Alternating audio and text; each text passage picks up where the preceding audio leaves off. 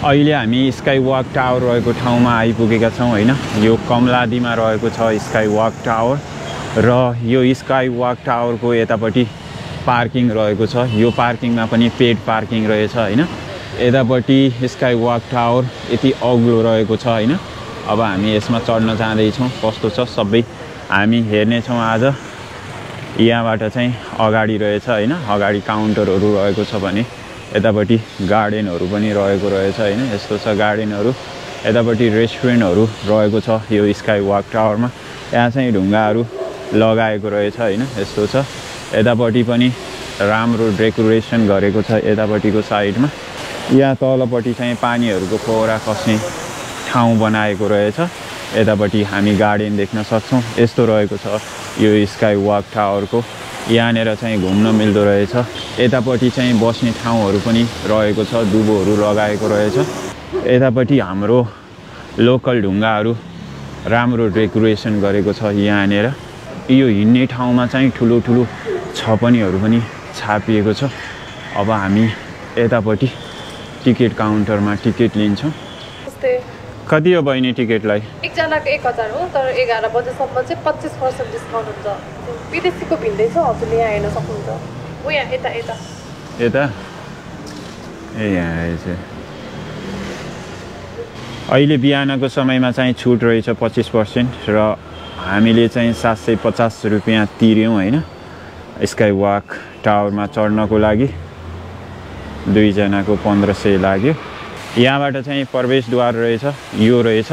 यहाँबाट हामी अब यो स्काई टावरमा चढ्न जाँदैछौँ। यतापट्टिबाट रहेछ हैन। यहाँ माथि जाने ल यहाँबाट चाहिँ लिफ्ट रहेछ। यताबाट हिँडेर पनि जान मिल्ने रहेछ, तर हिँडेर जान चाहिँ पाइँदो रहेनछ, लिफ्टबाटै जानुपर्ने रहेछ। अब हामी लिफ्ट चढेर माथि जान्छौँ। यो 25 तला रहेको टावरमा 22 तलासम्म लिफ्ट चढेर र बाँकी 3 तला सिँढी मार्फत जानुपर्छ। यो सिसामा हिँड्ने टावरमा एक पटकमा 45 जनाभन्दा बढी मानिसहरू तलमाथि गर्न सक्ने क्षमता रहेको छ यो स्काई वक टावरको। ल हामी आइपुग्यौँ। अब हामी बाहिर जाँदैछौँ। यतापट्टिको रेस्टुरेन्ट हो। ए यो चाहिँ कफी सप रहेछ है यतापट्टि। यहाँबाट नि हेरौँ न कस्तो देखिन्छ है। अनि यतापट्टि चाहिँ चारैतिर घुमेर हैन आनन्दले बस्न मिल्दो रहेछ। यहाँबाट देखिने दृश्य भनेको यही नै हो। सुन्दर काठमाडौँ उपत्यकालाई हामी यहाँबाट अवलोकन गर्न सक्ने रहेछौँ हैन। यहाँ तलपट्टि रहेका सबै घरहरू त हैन, यो भवनहरू त साना साना देखिँदा रहेछन् के। यो कफी सप रहेको ठाउँबाट अब हामी हिँडेर माथि जाँदैछौँ। यहाँसम्म चाहिँ हामी लिफ्टमा चढेर आएका थियौँ हैन। अब यहाँबाट चाहिँ हिँडेर जानुपर्ने रहेछ। यो के को लागि हो? सिसाको लागि छ। सिसाको लागि? यसले के काम गर्छ? सिसा नकोरियोस्। ए सिसा नकोरियोस्।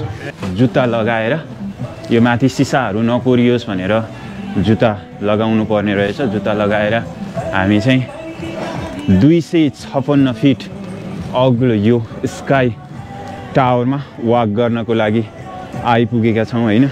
अब यहाँ चाहिँ सबैजनाले एकदमै डर लाग्छ भन्थे हैन। डर त डर नै लाग्दो रहेछ हैन। अब सिसामा हिँड्नको लागि अब सिसा कता खस्छ कि जस्तो।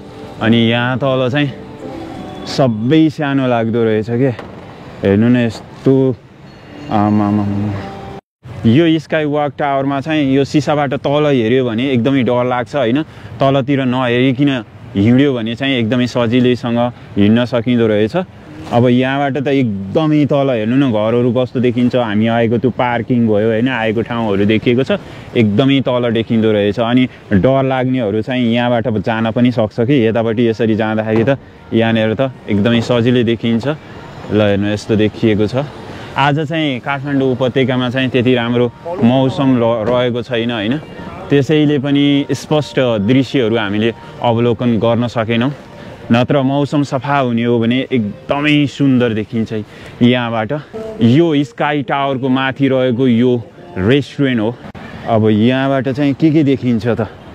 स्काई वक टावरबाट हामी जाँदैछौँ हैन। खासै स्काई वक टावरमा त मलाई केही जस्तो पनि लागेन हैन। हामी डाँडा काँडामा बसेको हामी नेपालीहरूलाई चाहिँ यो स्काई वक टावरको माथि आएर खासै हेर्ने चाहिँ केही पनि छैन। त्यही हो काठमाडौँ उपत्यका, त्यो पनि किरिमिरी घरहरू बाहेक केही पनि देखिएन।